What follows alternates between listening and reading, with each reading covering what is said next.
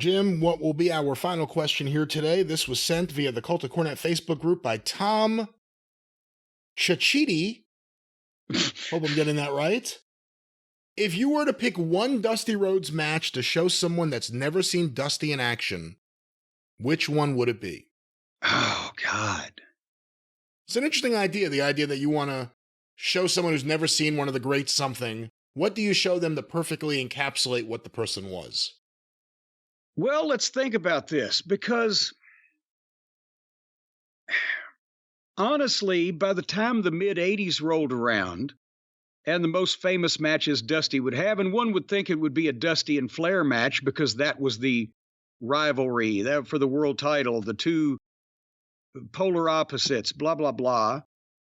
But by the 80s, Dusty was older and heavier, as we've talked about, and in the ring, he was still the personality, and he was even more over.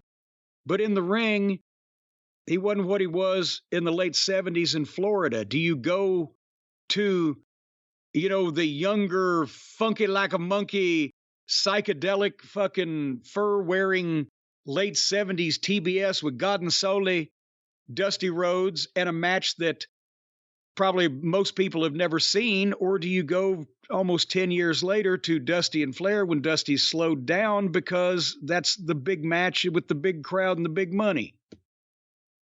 That would be hard.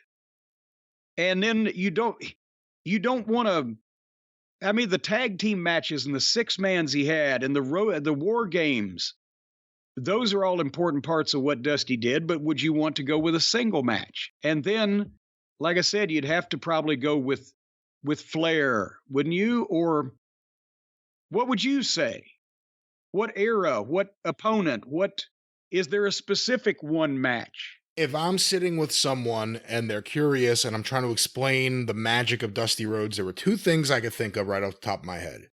One would be him in the Garden against Billy Graham, because the reaction he gets in that building is electric. And I think to see the relationship with him and the fans is important. And he's still young enough. He's doing the pirouettes and the funky moves he used to do. And he's not really the bull of the woods country star,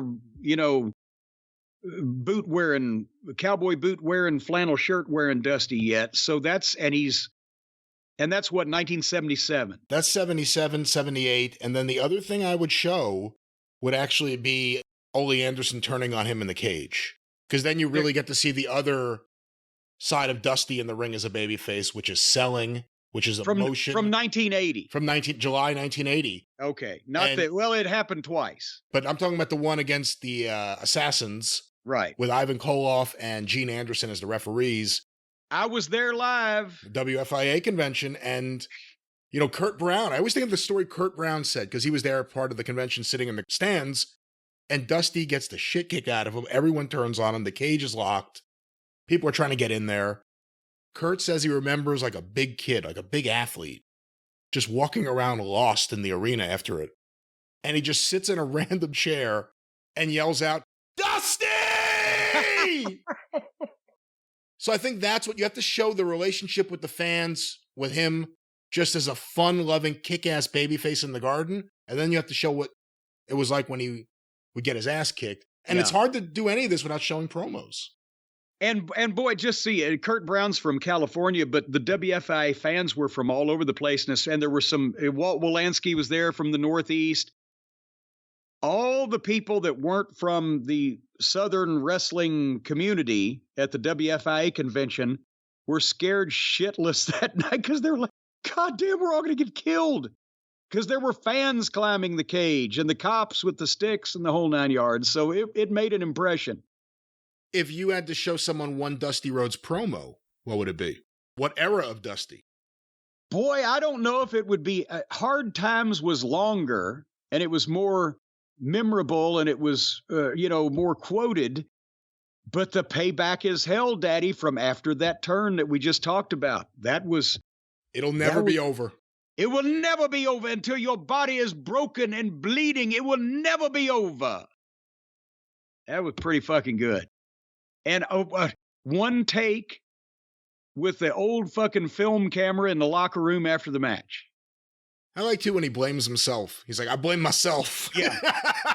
Don't blame nobody. I blame myself. Well, there it is. And maybe we'll revisit that topic with other wrestlers. It's an interesting conversation going forward.